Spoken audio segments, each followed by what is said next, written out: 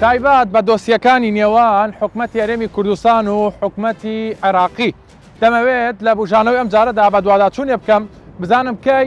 هەولێر و بەغدا دەکەونە ڕێکەوتنێکی هەمیشەیی بربەست بە تایبەتی لەسەر شایستەدارەکانی حکومەتی هەرێمی کوردستان و خەرجکردنی بۆ موچەخۆرانی هەرێمی کوردستان ئەوەی کە لە بەغدا زۆر زەق دەکرێتەوە یاسای نەوت و غازە هەر لە سەرەتای کابینەی نوێمەوە کار لەسەر ئەوە کراوە کە حکومەتی هەرێمی کوردستان بە هاوبەشی و بە یاسایی بتوانێت کار لەگەڵ حکومەتی فیدرالی عێراقیدا بکات کەسانی شارەزا و یاسایی دەدوێن و لە هەمان کاتیشدا بەشێکی کەی ئەم بەرنامەیەم دەبەمەوە هەولێری پایتەخت بزانم کەی هەولێر و بەغدا بە تەواوەتی دەکەونە ڕێکەوتنێکی هەمیشەیی بۆ ئەوەی موچەخۆرانی هەرێمی کوردستانیش بێبەش نەبن لە شایستە دارایەکان لا بژانەوەی ئەم جارەدا بە دوواداچوون بۆ ئەم بابەتە دەکەم. سەردانەکانی شاندی هەرێمی کوردستان بۆ بەغدا لە نێوان ساڵانی 2019 تا 2023 زیاتر لە 25 جار شاندی هەرێمی کوردستان سەردانی بەغدای کردووە. لەو ماوەیە سەرۆکی حکوومەتی هەرێمی کوردستان 3 جار سەردانی بەغدای کردووە. ئەو بابەتانەی گفتوگۆیان لەبارەوە کراوە گەڕانەوە بۆ دەستور، هەماهەنگی سیاسی، هاوبەشی ڕاستەقینە، هاوسەنجی، بەشەبودجەی هەرێم، یاسای نەوت و گاز، پێشمەرگە، مادەی 140، ڕوبەڕووبوونەوەی تیرۆر، موچەی فەرمان بەران. تایبەت بە هەوڵەکانی کابینەی نوێم بۆ چارەسەرکردنی کێشەکانی نێوان هەولێر بەغدا لەگەڵ سەرۆکی تیمی حکوومەتی هەرێمی کوردستان گفتوگۆ دەکەین بزانین دەرەنجامەکان گەیشتون بەچی کەی ئەم کێشانە بە تەواوی چارەسەر دەبێت. ئێوە سەرۆکایەتی نوێنەتی حکوومەتی هەرێمی کوردستان دەکەن بابەتێک زۆر زەق دەبێتەوە لەسەر شایستەدارەکانی هەرێمی کوردستان ئەو دۆسیانی کە هەرێمی کوردستان ڕادستی بەغدای دەکات چۆنە ڕێکارێکی یاساییە چی کراوە چ کەم و کورتێکیشی هەیە. طبعا ايش استراتيجية وسياسة حكومة هرم كردستان كابينة نهي وبتايبت آمانجو راس بعدين بريس سلوك حكومة كاك مسؤول بارزاني أو بهرب دسبيك كابينة أو هم كيشين نابين هبلير وبغداد كيشين سياسي بن كيشين أمني بن كيشين عبوري بن سرب بنماي دستوري بريكا لجانة تايبت وداس دانستان كاسر راستخو أو كيشة برب چهار سرية بتن ودي ساش خوشبختانه سردم کابینه برای عادل محمدی باره دارایی دا تقریبا اما کو شان حکومت هرم کوردستان که شان حکومت اتحادیه گفت بونه رکبتنا کا کوتای جو معامله کردن الگرشاستین دارایی یعنی حقوق و مستحقاتین هرم کوردستان بلام جه داخله او کات او پیشهات اتحادی نپیش و خوب شاندان و شورا شب ناف تشرینه یک اکتبر 2019 تقريبا او دانوستاندن هاتنا وستاندن رنگية شوبنا سر قناغا يعني جي سر خالا صفريجي ديسانش بالقل بريس كابينة كازميش ديسان سر بواري طيبتي بواري امني كاركي باش هاتا كيرين شوانا جي ايش تستكبت الحكومة هرم كردستاني او بو ركفتنا سر شنغاري او ركفتنا نابر حكومة هرم كردستاني بطيبت بريس كاغريبر احمد كوسر بشوارا ساخو في من لفيت كد قال حكومة اتحادي چند جارش او شانده سردانا بغداد كرو اخر سردانا بريس سروك حكومتي بول قال بريس سوداني وديسال قال بريس سروك كومار سروك انجمن بلاي دادوالي قال بريس سروك انجمن نيران كومبونا كير او جي امان جهندي بو او بابتن ناف كيشه برب جارسي باڵێ باشە تایبەت بەو داواکاریانەی کە بەغدا لە هەولێری هەیە لەسەر دۆسیەکان لەسەر هەموو شایستە و داهاتەکانی هەرێمی کوردستان ئێوە کە سەرۆکایەتی ئەم نوێنەرایەتیەکان لە بەغدا یعنی حکومەتی هەرێمی کوردستان هەموو ئەم دۆسیانەی هێناوەتە بەغدا؟ بلوكو من آماجة بيدا يعني چند لجنة تايبت هاد نمبر بكينان شوانا لجنة تايبت بو بابت دارایی و بابت نفت و غاز لجنة تايبت بو بواري آزي كرنا ناوجين كردستاني با لجنة تايبت بو بواري او كيشن مايت مادة 140 ديساش في كابينيش بريار هاتي دانه لجنة 140 بيدا كارا كرن امر ديوانيش يا بيدر چوي او بزانين و داتا و معلومات بيوز بوناك و حكومة عراقي وربرنش بابت دارایی بین چی بابت نفتی بین چی بابت امنی بین اکید او لجنه تایبت یخسی بر دستیوان و همو دانوساندنا جی هیچ کیشه نبویه بلام جه داخل هر بابت که گریدای هرما کوردستان بد رنگ رهندك السياسي والقلت ومعاملك السياسيات تون الجلهات هيك حتى بوابات دار الصندنا جي هيك همام بابت بو ناوچاك عراقي بدل ناوچاك كردستان رنگ بابت عادي كردستان بزيادتر وقت كيشايا وزيت دار الصند الجلهات هيك وقت يعني معاملك السياسي كله مباركي سیاستێک کەڵاوی هەموو بابەتەکان جي داخل عراقي وايا قال كردستاني باشە بۆچی شایستەدارایەکانی هەرێمی کوردستان هەمیشە لەلایەن بەغداوە دەکرێتە وەرەقەیەکی فشار دژی حکومەتی هەرێمی کوردستان دژی هاوڵاتیان دژی موچەخۆرانی هەرێمی کوردستان ئەم وەرەقەیە بەکار دەهێنرێت بەداخەوە من وەکو من ئیشارەت نوکێت باس کرد و هەر بابەتێکی گرێدای حتى تاكي هاولاتيكي خلقي كردستاني بت معاملة سياسي الجلت تذكره زور بابت جهبوينا يعني هول دانا كيشاب خلب قينين بهند كيشادنا بين حكومة هريما كردستان ونحكمة بين حكومة اتحادي درست كان بابت جهبويا الهندق ناوچا يا هندق لاين سياسي سركوتونا بونت إدارة كرنا ناوچين خودا چه انجمنی پارێزگانە چه ئەو وەزارەتی دەستێوانە ئیتر هەوڵ داینە کێشان بۆ هەرێمی دروستکردن و کێشات ومەتبارە هەرێما کوردستانێک و سەبەب بووینە نەشیانە بتر خزمەتە خەڵکی خۆشی بکەن جێ داخەیە یعنی غەدرێکە ئێکجار زۆر وڵاتی هاتێ کرد خەڵکی کوردستانی ڕاستە ئەگەر ئەم پرسیارە لە بەڕێستان بکەم ئێوە سەرۆکایەتی نوێنەرایەتی حکومەتی هەرێمی کوردستانەکان ڕۆڵ و دەوری ئێوە لەم بەیەکگەیشتن و لەم زوو چارەسەرکردنی کێشەکانی نێوان هەولێر و بەغداد چی بووە؟ يعني وەکو من ئیشار بدە ئێکس ئامان جابەرێز سەرۆکی حکومەتی وە کاک مەسعود بارزانی ئەو بۆ ئەم کێشال بەغدای چارەسەرکردن یەکەم سەرداناویژی پشتی دەست بکار بووی بۆ بەغدایە بووە ڕای جنابیژی ئەو بووە و بە هەند دەمشێن زیاتر ئیدارە ملەفاتە بکەن زیاتر متابعە بکەن زیاتر هەوڵ بدەن و ئەو کێشە در بچارەسەری بن و رؤية حكومة هەرێمانش ترجمة بکەن بۆ لایەنی سیاسی بۆ شارع عێراقی بۆ نخبە نوراتی حکومەتە هەرێما کوردستانی بێتە کاراکردن و دی سال گەل دەستپێکە دەست بکاربوونە کابینا نهەیە حکومەتە هەرێما کوردستانی هاتە نوێنەرتی حکومەتە هەرێما کوردستانی هاتە کاراکردن ئەس وەکو سەرۆکی نوێنەرتی هاتمە ڕاستپاردن طبعا ئەرکێمە ڕەنگە زۆر کەس نازانن چێن بێژم ئەنجومەنێکی وەزیرانی مستەغەرە هەموو دانوستاندن ومخاطبات الحكومة هريما كردستان قال الحكومة العراقية ومؤسسات تلقى بريكانياتية وعكس شيء هم مؤسسات الحكومة الاتحادي بريكانياتية قال الحكومة هريما كردستانية أبش أصلا كاريك بوا محاولات يعني شنا حاولاتي كي خلق الزاخو يعني حلق الحلب جاء بو معاملة كي بو كيشة كي سردانا بصراي بكت يعني بغداد بكت مؤسسة حكومة الاتحادي بريكانياتي أمي أركل جيه بيجي بجد كم دي صف عكس ويجا كي حاولاتي كي خلق النجفة خلق البصراي خلق أنباري معاملك مصلحتك هي شيء اللي داون دزياك حكومة هريما كردستاني هبدي صبري قانوناتية أو أركي سروان سبك بأركي راتبا ئەوەی لایەنە عێراقیەکان زەختی لەسەر دەکەنەوە هەموارکردنەوەی یاسای نەوت و غازە بۆ ئەوەی بە تەواوی کۆتایی بە کێشەکانی نێوان هەردوولا بێن هەروەها ئەندامانی ئەنجومەنی نوێنەرانی عێراق داوا دەکەن لێژنەیەک لەسەر ئاستی باڵا پێک بهێنرێت لە نێوان هەولێر و بەغدا بۆ ئەوەی بە وردی کارەکانی خۆیان بکەن. وەکو کەسێکی یاسایی و قانونی و ئەندام پەرلەمانێکی عێراق کێشەکانی هەولێر و بەغدا چۆن بە یاسایی حل بکرێت؟ هو بالتأكيد يعني الحوار والتفاوض هو الوسيلة الأساسية وأيضا بەدڵنیاییەوە گفتوگۆ و دانوستان ڕێگەچارەی سەرچین بە تایبەتیش ڕێزگرتن لە بڕیاری دادگای فیدرالی لە کۆتاییدا پەرلەمانی عێراق دەسەڵاتی یاسادانانە کە نوێنەرایەتی سەرجەم پێکاتەکان دەکات لە سوننا شیعە کورد و پێکاتەکانی دیکەش لە خۆ دەگرێت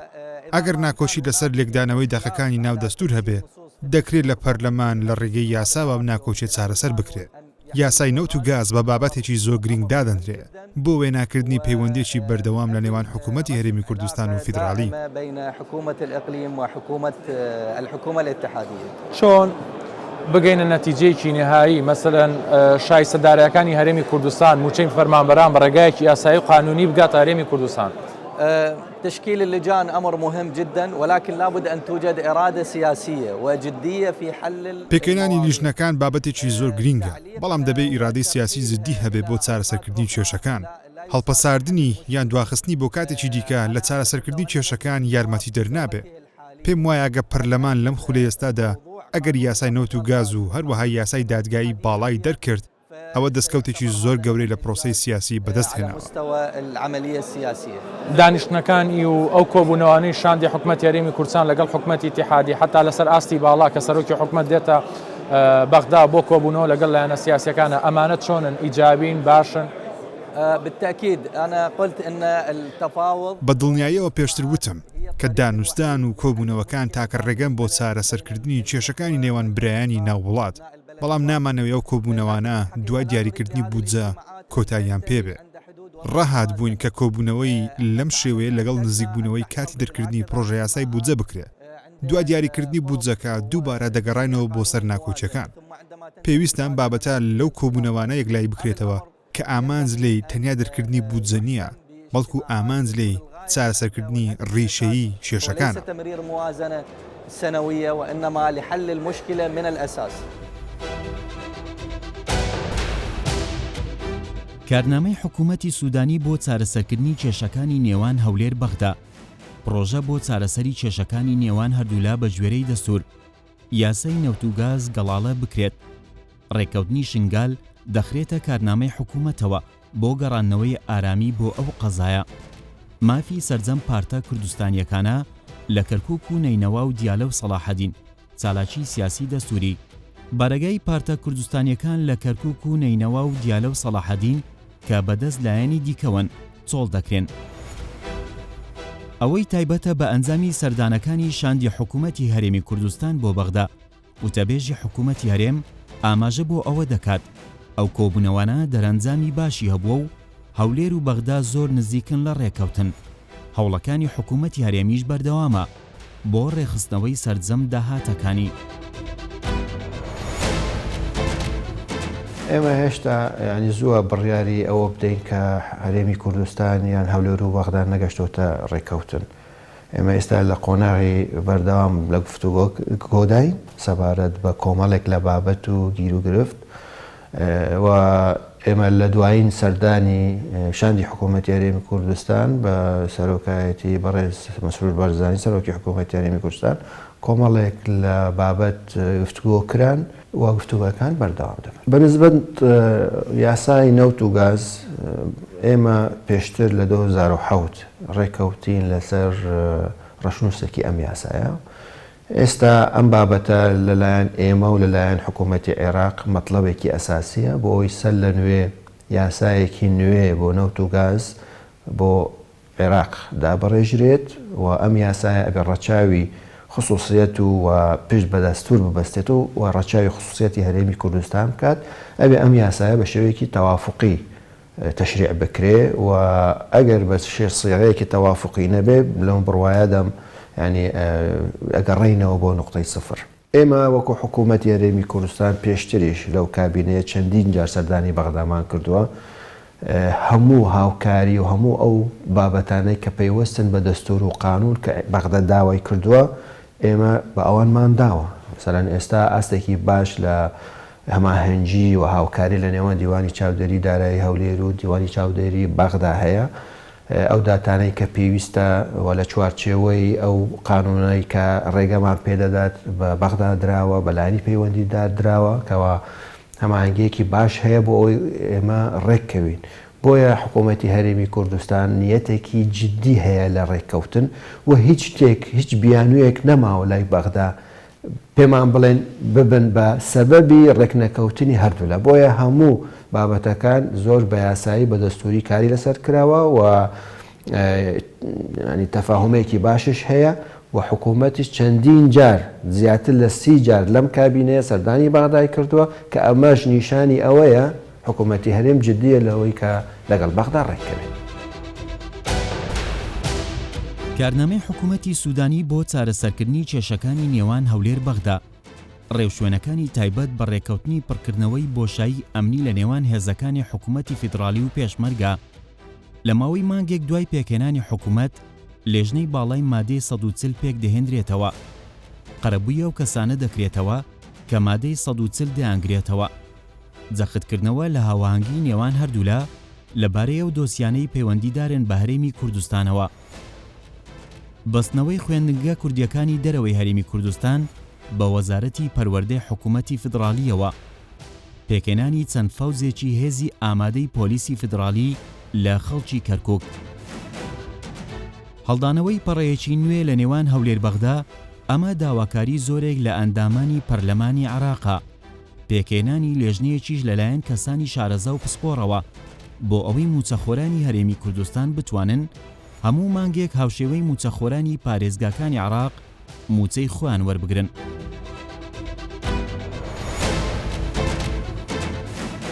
طبعا أكيد قانون النفط والغاز هو من القوانين التي تعتبر بەدڵنیاییەوە یاسای نەوت و گازێکێکە لەو یاسایانەی کە لە نێوان هەرێمی کوردستان و حکوومەتی فیدرالی ناکۆکی لەسرە، بۆیە تا ئەم ساتە یاساکە یەکلا نەکراوەتەوە. ئێمە وەکو ئەندامی پەرلەمان جەخت دەکەینەوە کە ئەم دۆسیە هەڵواسراوانەی نێوان حکوومەتی هەرێمی کوردستان و حکوومەتی فیدرالی یەکلا بکرێنەوە. پەڕێکی نوێ هەڵدەینەوە و کەس براوە یان دۆڕاوە نییە. پێویستە هەمومان براوە بین، پێویستە لە ئاستی بەرپرسیارەتیدا بین. پێمان وایە لەو دانوستانانەی ئەم دوایە کە لەسەر یاساکە هەبوو حکوومەتی هەرێمی کوردستان و حکوومەتی فیدرالی گەیشتنە لێکتێگەیشتنێک، کار دەکەین ئەم یاسایە دەربکرێت و هیواخوازین چارەسەر بۆ ئەم کێشانە بدۆزرێنەوە و هەردوو لە تەنازول بکەن، چونکە هەبوونی لەم جۆرە کێشانە و بەردەوامبوونیان ڕێگری بۆ پەرەسەندنی پارێزگاکانمان و وڵاتەکەمان دروست دەکات. پێم وایە لەو مەنهەجەی حکوومەت کە بۆ پەرلەمان پێشنیازکرا دەنگی لەسەر درا دەرکردنی یاسای نەوت و گازیشی لە خۆ دەگرت کە ئەم مەنهەجە پەسەند کرا پێویستە پێشتر لێکتێگەیشتن لە نێوان سەرۆکی حکوومەتی فیدرالی و لایەنە سیاسیەکان هەبوو بێت، ئەگەر لایەنەکان لە حکوومەتی فیدرالی بن یان لە حکوومەتی هەرێمی کوردستان. بالحكومة الاتحادية ممثلة بالحكومة الاتحادية أو في إقليم كردستان.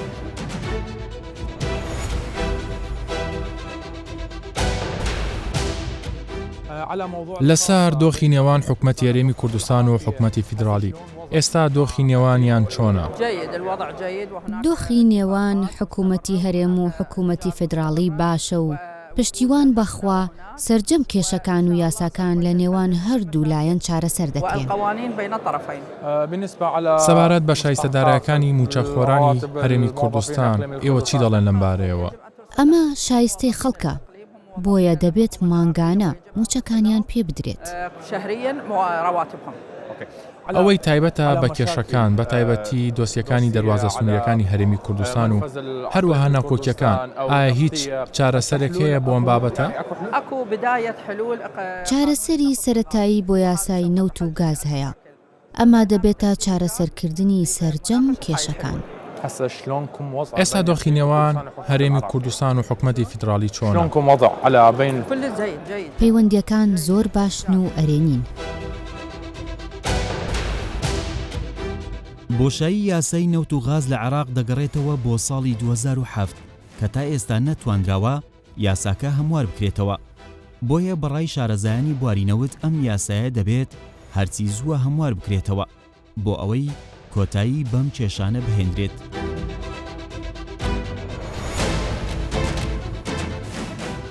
ساڵانێکە هەولێر و بەغدا بە دوای چارەسەرێکدا دەگەڕن، بەڵام ئەوەی کە ئێستا زۆر زەق دەکرێتەوە فۆکسی دەخرێتە سەر بابەتی نەوت و غازە، هەم لە نێوان و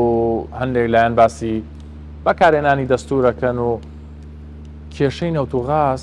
لە نێوان هەولێر و بەغدایە چۆن چارەسەر دەبێت؟ بەڕاستی لە عێراقی فیدرال بۆشایەکی یاسایی هەیە لە 2007ەوە کە تا ئێستا یاسای نەوت و گازی عێراق فدرال کە ڕێشنووسەکە لە 2007ەوە ئامادەکراوە ئقرار نەکراوە وەک یاسایەک، بۆیە ئەم فەراغە دەست قانونیە کاریگەرێکی زۆر خراپی هەیە لەسەر بەڕێوەبردننی کەرتی نەوت و گاز لەسەر ئاستی عێراق و پەیوەندی لەگەڵ هەرێمیشەوە. تەنانەت لە دەستور 3 بڕگە هەیە ئاماژە بۆ دەکات بە شێوەی زۆر کورت و مختصر کە بڕگەی 111 و 112 و 115ە، بەڵام ئەم بڕگانە لە خودی عێراق و هەرێمیشەوە تەفسیراتی جیاوازی لێ هەیە، بۆیە ئەم کێشە و ناکۆچیەکە ڕوودەدات مابینی هەردووان. ئێستا بەرژەوەندی هەردوو لایە کە یاسای فدرالی نەوت و گاز تەمریر بکرێت لە لایەن پەرلەمان و حکوومەتەوە بەڵام پشتبەستن بەم برگانەی دەستورۆ ناکرێ مخالیفی دەستورەکە بیتنەوە کەی ئەم یاسای دەرچوو ئەو کاتێ ئەو وردەکاریە و تەفاسیلی تەکنیکی هەموو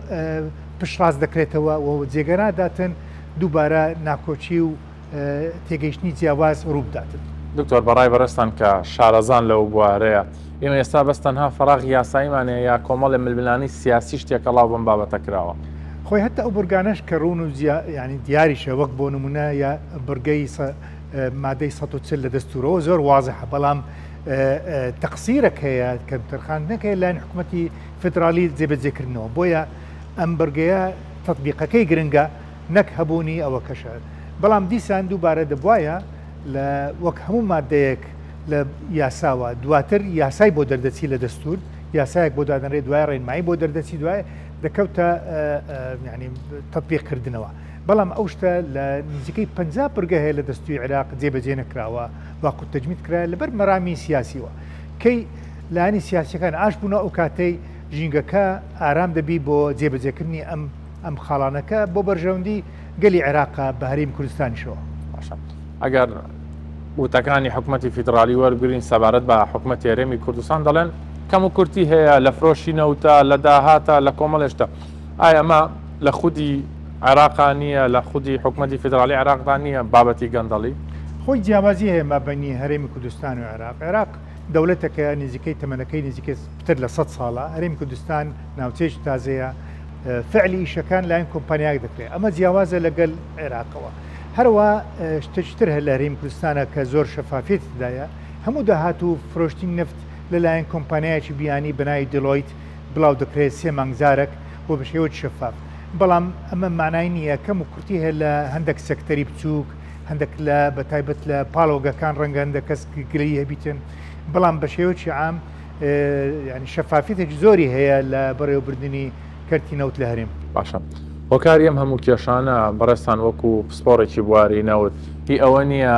هەم لە هەرێمی کوردستان و هەمیش لە حکوومەتی عێراقیدا ئێمە تەنها تاکسە چاوەی داهاتمان هەیە بەڵێ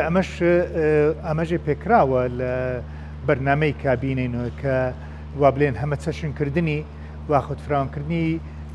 سەرچاوەکانی ئابووری ئەم لەسەر ئاستی عێراقشەوە هەمان کێشە هەیە هەمان ئەمە خەلەلەکە لە هەیکەلی ئابووری وڵاتەکەیە ناکرێت تۆ ئەتیماد لەسەر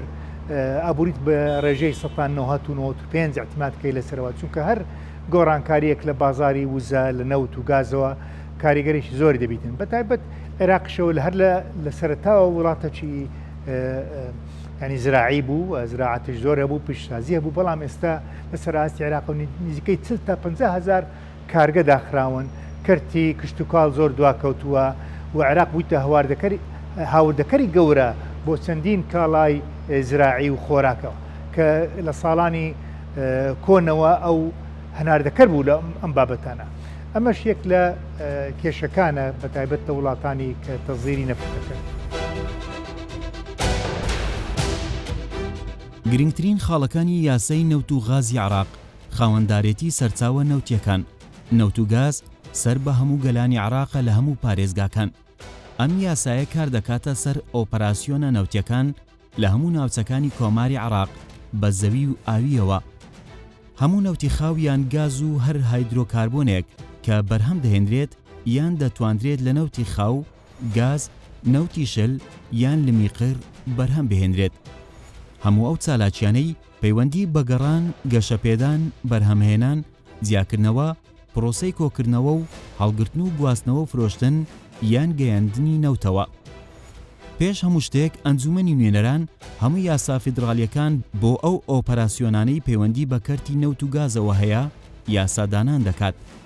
ئەنجومەنی نوێنەران سەرجەمی ڕێکەوتنامە نێودەوڵەتیەکانی نەوت پەسەند دەکات کە ئامادەکراون و پەیوەستن بە پرۆسەکانی کەرتی نەوت و گاز پێش هەموو شتێک ئەنجومەنی وەزیران پێشنیازی پرۆژە یاسای پێشنیازکراو بۆ پەرەپێدانی سەرچاوەکانی